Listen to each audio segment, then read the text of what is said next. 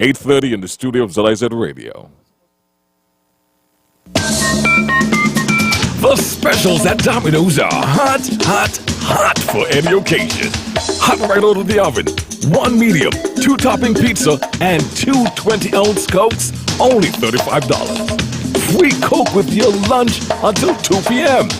Small, one topping school child lunch special, only $14. Two medium, two topping pizzas, and a 2-liter soda, only $69. Two large, two topping pizzas, and a 2-liter soda, only $92. Oh, and the big one, baby. Free large pizza every Tuesday with your favorite 2 for Tuesday special. So, come on down or call and order now and experience our tasty oven-baked goodness. Domino's, the home of satisfaction. For hot and wild, call Domino's now.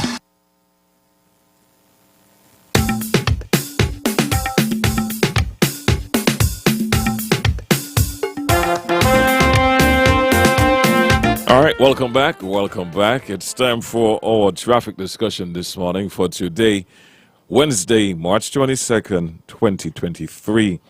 In the studio with me, I have Sergeant Henry, as usual, one of our hosts for On the Road. Inspector Phipps will be with us this morning. You could try the other one over on the other side. Now put it in the other, see if it works on that side. She's just getting herself organized here. All right, I'll get you sorted out. Okay.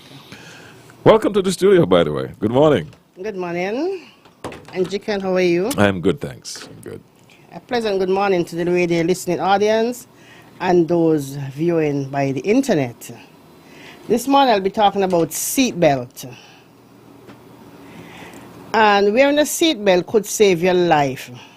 This might sound like an oversimplification, but the fact is that it's true. Seatbelts are designed to keep you in place during sudden stops or other jerky, unexpected movements. They reduce the likelihood of injury and death in automobile accident, making them one of the most essential pieces of safety equipment inside of any car or any vehicle. And the traffic department always, or not only the traffic department, but the police officers are always on the road checking for this. And the reason for this is because when accidents happen and you're not buckled up, you can, as I said, you can be ejected from your vehicle and you can cause death or serious injuries.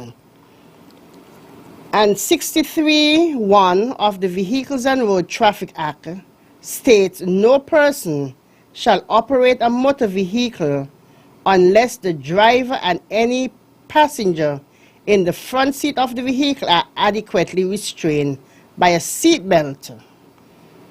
And it also went on to say motor vehicles exclude from motor vehicle manufactured before January the 1st, 1990.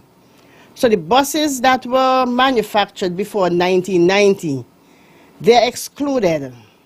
But anything after that, you must be restrained by a seat belt.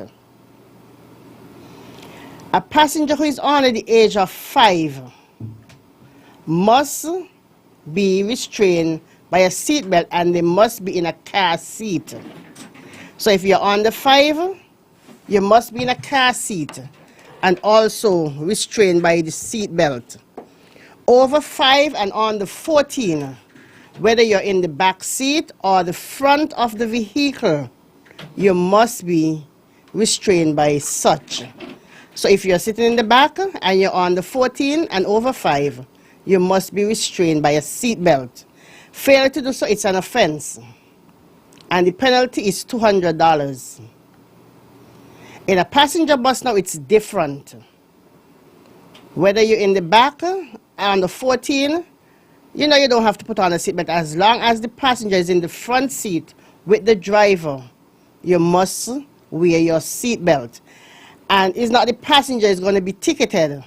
It's the driver So if you pick up a passenger and they're in the front of your vehicle, make sure they put on the seatbelt because you're the one who's going to be ticketed for such. And if you pick up a child, a school child under 14 and over 5 and it's in the back seat, make sure that the child is adequately restrained by a seatbelt. All right. Let's hear from the public now if they have any input on the subject matter that you brought up this morning, or if they have any other concerns or questions they would like to ask. 465-2555. Let's take our first call this morning. You're live. Yes, good morning, Police GQ. Hey, good morning, Culture. Inspector Culture. Right, okay. And good morning, Sergeant Henry and Miss Phipps. Good morning. It's only me alone here this morning. Oh, you're alone and Inspector GQ. Yes. Okay, good thing. I like the way you're warning the driving public about the seatbelt. But a lot of people, even though you're standing up outside and they realize police ahead, they do not have on the seatbelt. So they just haul it across the lap and hold it with the inner hand. So when you think it buckle up, it is not buckle up. Now, there is a long yellow line on Lozak Road, north of the police station on the park fence side. And anytime you go across there are 1 to 3 or whatsoever number of vehicles parked up on that yellow line. And some time ago, an ex-policeman and myself, we were standing up at the top of Hart Street, and an inspector come up the road in his car key, and he said to us, "How you all doing? You all right?" Then the ex-policeman point at 3 vehicles that was parked up on the yellow line. Tell him, "No, we're not all right because of them there." And he didn't say nothing, he just walk off, went. And one of those vehicles was the government police vehicle and 2 was private vehicle. And that continued until this very moment. So I say in this, if they're supposed to show example, why are they breaking the law? The law is the highest admonition of the land. So when they break the law as a police, they should not summon people. When they meet them on other street, on the yellow line, they should warn in them. Even though they break the law, I am not in favor of anybody who break the law. It doesn't matter what job you got, what color your skin is. The law is the law. I don't care who you be.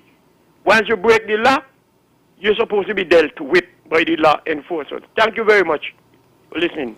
Thank you, caller, for that. Yes, nobody is above the law. And there are signs on that same park wall saying no parking. So when people park across, they get ticket.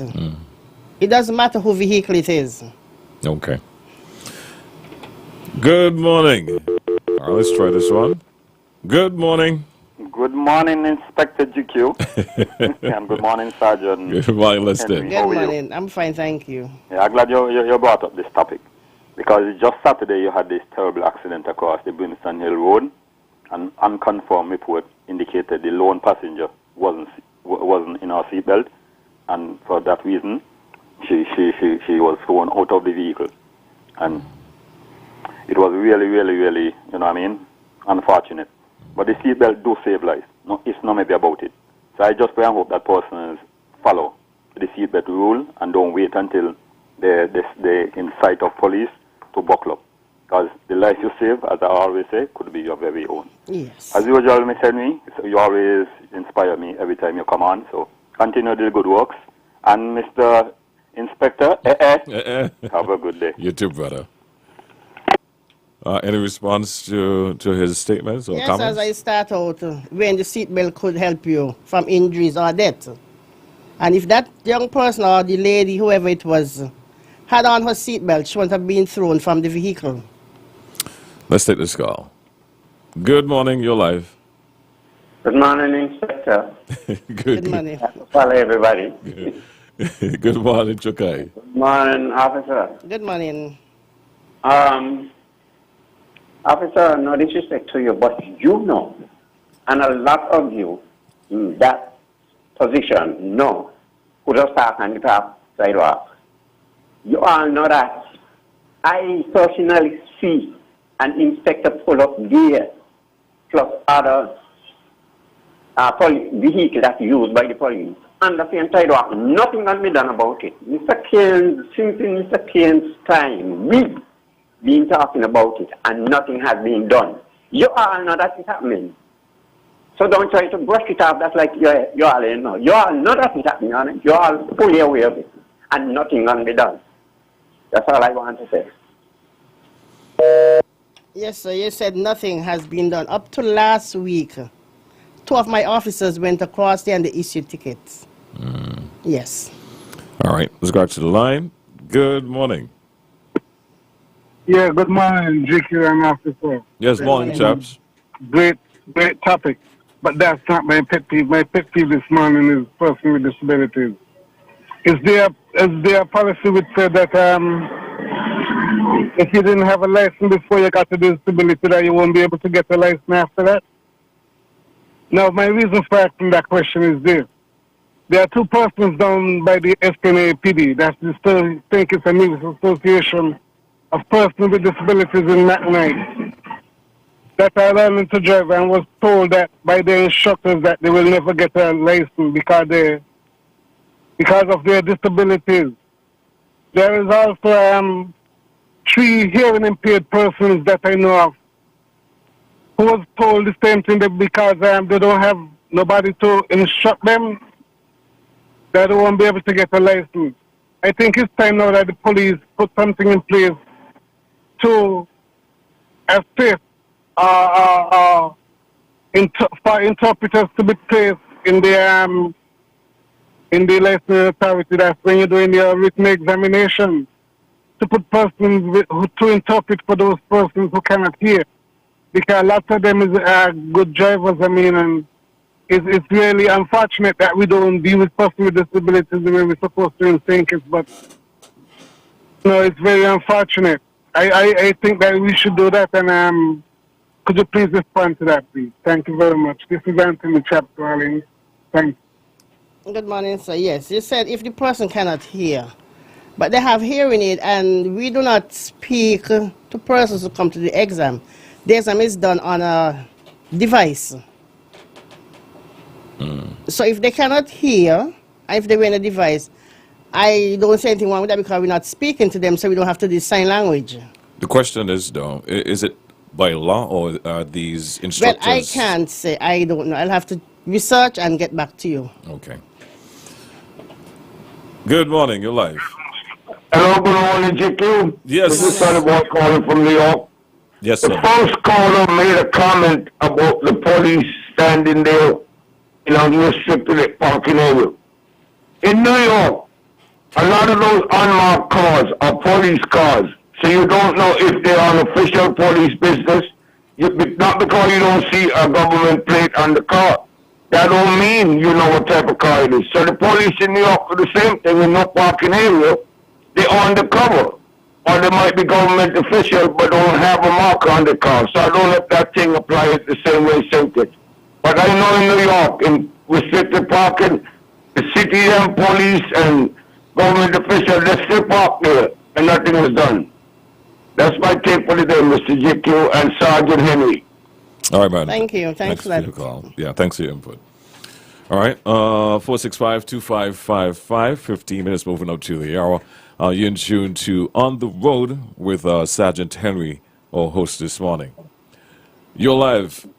Hey, good morning, GQ. Good morning, Sergeant. Yes, Good morning. Yes, Sergeant, with all due respect, you're just one person. I know you mean well, and I know persons being ticketed on that Lozak Street road. But there's one vehicle, that parks there during the weekend right into Sunday, Monday morning. And I wonder if that vehicle was being ticketed, would it still be there, or would it be pounded after a while, after there are 2 or 3 hours of not moving? Because it remains there, and it's actually breaking up the sidewalk. It's a heavy vehicle. Now, in terms of the police and parking, I don't think we are in the position of questioning the police of parking a vehicle. If they're on business, there's nothing we can do about that. They're on business, they park the vehicle, And it's only sometimes it's just about a half an hour or so. They do the business and they move on. We are not here to question the police on parking. They are considered emergency vehicles. With the seatbelt, it's unfair what happened to the person, but I'm going to stick with the sergeant this morning, and please, guys, put on your seatbelt. It saves your life. That's the most important thing on a vehicle, not your brakes. Your brakes is not. Your seatbelt is the most important thing on a vehicle. Okay, GQ, Yes. thanks a lot. Thanks All for right, that, man. sir. Yes. Thanks for calling, man. Thanks for your input. Any response? Well, with the vehicle on the weekend, I will have to check out that. I don't know about that. But if the vehicle is broken down, then it can be towed. But you say it parked there on the weekend. So that means it just park and then after the weekend it move. So we'll have to check out that. Good morning, your life. Yes, good morning, Victor, and the officer. Good morning. Officer, the government have a lot of vehicles, and you all ain't got nowhere to park them. So the people them not take a little chance there, sir, to park up there by person who do the business. But you all need to get parking thing out of Bastia High School, the old Bastia High School, open it and let it go in, park up. Because when month come, they go let the vehicle when year come, and then they ain't getting nowhere to park. And every year, government get all the money from them. They put the license and insurance and everything, and they not got nowhere to park. So it really, no fault of them, they want somewhere home the Bastia High School, old Bastia High School, and put a parking space in there for them. Thank you. Thank you, Carla. Good morning, your life. Yeah, GQ. Yes, man. Morning. Morning. Morning. Sarge, Morning. we have a serious problem in Cali Street, God. You know, the stoplights there. Yes, They sir. move up the bus them a little further up. But we have a problem. The Prime Minister speak to the farmer commissioner, and they put the police there for a couple of days, and all of a sudden the police stop come there. And it's unfair for people down there. 2 and 3 hours in a line waiting for a turn to get a chip, and other busman just come behind and I brought the back, taking the passengers them. And police see that, police are there and see that and turn a blind eye. Right? It's unfair, and you need to do something about it, because something serious is going to happen there, because you block up the traffic and people are complaining and nobody do nothing about it. Something serious is going to happen in the gut. So you need to pay attention. Just like the 2 other bus stops them. We need a police in Cali Street cut, especially from 4 o'clock to 8 o'clock. That's when things don't really happen seriously in the gut. So pay attention, please. It's a warning. Pay attention. Thanks, Carla. But there's a traffic warden there up to 6 o'clock at afternoons.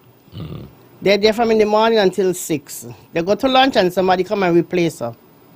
I think the issue is he was saying that a police was there, but the police is no longer. I don't know about the police. They're Yeah. always traffic warden. Okay. Yeah, no police never there.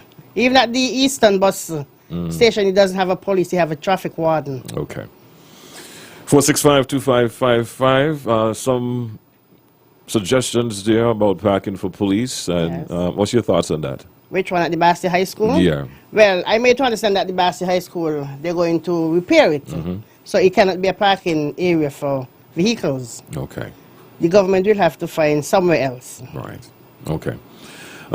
Suggestion for disabilities in terms of, you say you're going to look into that, you Yes. said? You're going to look into that. Okay, great. But with this section here, this does not apply for persons with disability. If you have a disability condition and it will prevent you from restraint by the seatbelt, once this condition is certified by a medical practitioner, once you have a doctor's paper to say that you cannot wear the seatbelt, you'll be exempted. Okay. All right. 10 minutes to the hour. Let's take this next call. Good morning. You're live. Nikhil, Yes, morning. morning, Inspector. Good morning. I have a question, Yes. right? Because I am a disabled person. I Yes. use a motorized wheelchair, right? And I want to be educated. I know the other day I was in Nevis because I'm in Nevis, and I was driving on the motorized wheelchair up the road by the courthouse there. And a police officer stopped me, and he said to me, "This is a one-way." I said, "Is it a one-way for who?" He said to me, "For pedestrian and motorists." I mean, educate me, Inspector. Could you have a one-way for pedestrian and motorists? No, the only thing you can have a one-way for is motor vehicles. Motor vehicles. Yes, so sir. if I'm on my motorized wheelchair, which is my foot, per se, would I be breaking any law, like going down a one-way street which should be up, or coming up a one-way street which should be down? I won't say yes, but all you have to do is be careful, because remember the vehicles, your back will turn to the vehicles. I understand Yes. what you're saying. So it's okay, because, I mean, I don't want to infringe. So I want to know, well, okay, if I'm going, let's think it, 4th Street. If I get on my motorized street and I go down 4th Street, would I be infringing any traffic laws, any traffic rules or regulations? I won't say yes, because that's the only reason you can get around. You can't use your feet, but it's not a vehicle you're driving. No. That is something to take you around. To take me around? Yes, sir. Thank you very much, Inspector. Thank you for your call. And if you have any other questions or concerns, you're welcome to call right now. We just have about 8 more minutes left inside of the program for this morning. Our topic is seatbelt. The reinforcing the reason why you should be wearing your seatbelt, and letting you know of the penalties that are involved if you are caught not wearing the seatbelt. As it relates to public transportation, though, only the passenger in the front can wear seatbelts. Let's take this call. Good morning, you're live. Hey, good morning. Inspector. Yes, sir. I'd like your answer with the motorized bikes. Remember, it's motorized. What? Give me an answer for a pedal bike going down 4th Street. A pedal bike is something different. Okay. But I consider it another way to. Okay, No, because no. The the person person is can walk. not disabled. Yes, sir. Good. That's what I want to hear. Not because he doesn't have on a motor. Okay? Right.